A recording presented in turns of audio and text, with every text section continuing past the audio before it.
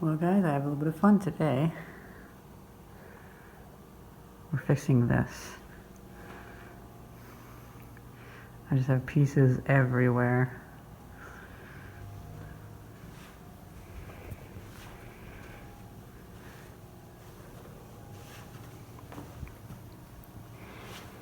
So with these printers, this belt assembly, the pin breaks on it. And we actually ordered one, and it came broken. So you have this that holds the belt. Oh, and then also we have the encoder just hanging up here, so it's safe. That way it doesn't get hit or anything. So how these printers work is you have the encoder, and inside of here is a linear sensor that detects where it is. And this belt, see, at first it was giving issues because the belt tensioner, well, the axle broke on it. You can see here the belt was actually wearing against the side because when that pin broke, the pulley bent over and it no longer could work. It would bind up. It worked a little bit, but it wasn't very happy. And then also this belt is from like 2013 or so, and you can see that it's actually worn down a fair bit. So I'm in the process of going through the documents for it. This is the HP DesignJet Z3200 service manual. This is a fancy printer. It uses 12 colors. This is the kind of thing you make really beautiful artwork with. And then some of these are also like a varnish or a gloss, so it's not actually an ink. Some of this, like I think this one, yeah, gloss enhancer, it's just a covering, just for the surface finish. This is some fancy stuff with 6 print heads, each one doing 2 colors. Or I guess I shouldn't say color, I should say 2 compounds. This is the computer unit. Everything comes apart really well. You can see the fan picks up some of the ink and blows it out that. Now how I do this is chronological. Those are some of my first things that I took off. Like for instance, I took off the top piece first, and I did the front plate. Then I worked my way back, took that off, and I took that stuff off. Then I worked my way back, getting that stuff. This is the guide rail for the tubes.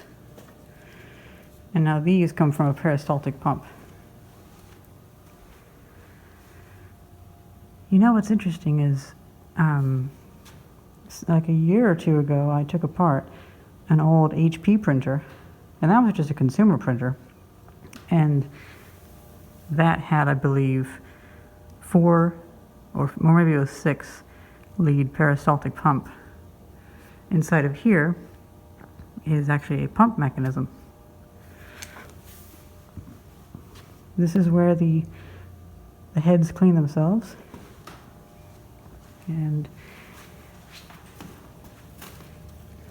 this piece goes over here.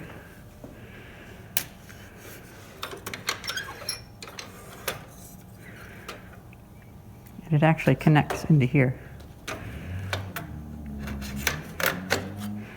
So then the print heads sit into there.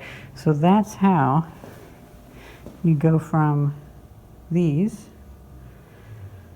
to that. And of course this gets sucked down and goes to the pump. Or maybe the pump's in here actually. The pump might be in here. Oh yeah, it looks like the pumps are in here. So we take this off. Now you're supposed to do it over here and just let it sit there, but I got a bit mixed up in the instructions, so I took this off over here. That's fine. I really enjoy this mechanism here.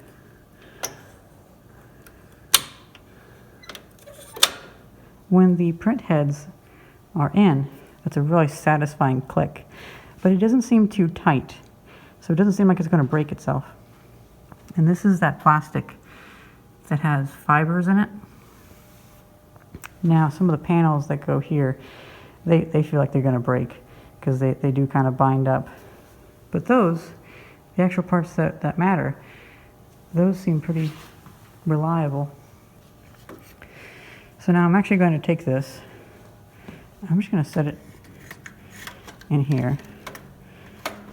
I need to clear a path, unfortunately. I've taken the side piece off,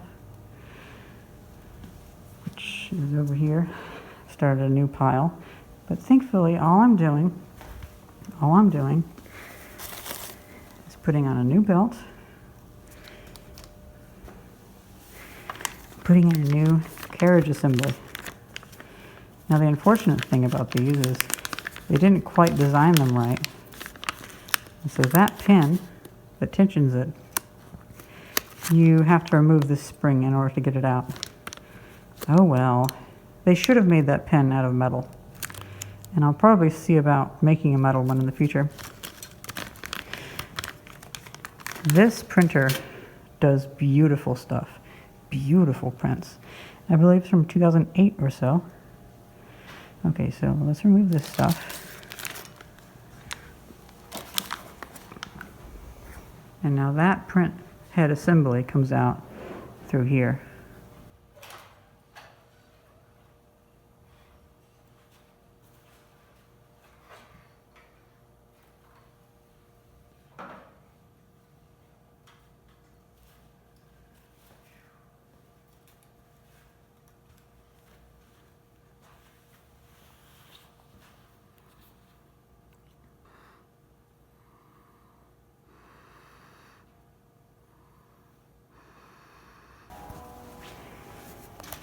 Well, this is heartening news. It's just on there. So we're now through, oh look at that, it's so chewn up. We're now through most of the difficulty. Now it's just clip the new cable, the new belt on, and put it back together. Oh, this makes me so happy. I'm finally to the, I'm as deep as I'll have to go with this, because this is intense. So this is going pretty easily, and now I'm just going to put it together without too much videoing. Let's see how it goes. Oh wow, look at the difference. So shiny. This is so cool.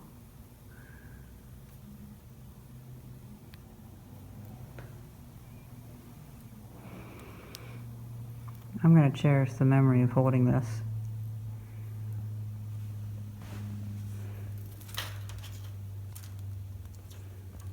It looks like it starts right whenever at the end of the thread, so that's pretty cool too. Makes sense.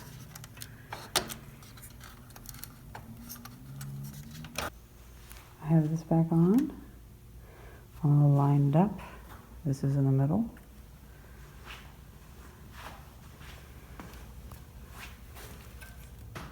Now this is all supported and strong. My friend told me that he didn't actually have to do this before. So there are ways to remove this, but I just didn't have the confidence.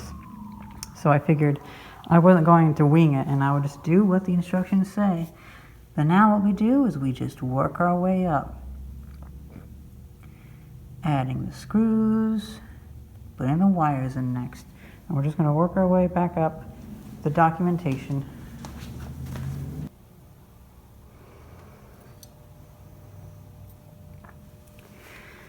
This is a little bit tight, so they must have changed the design.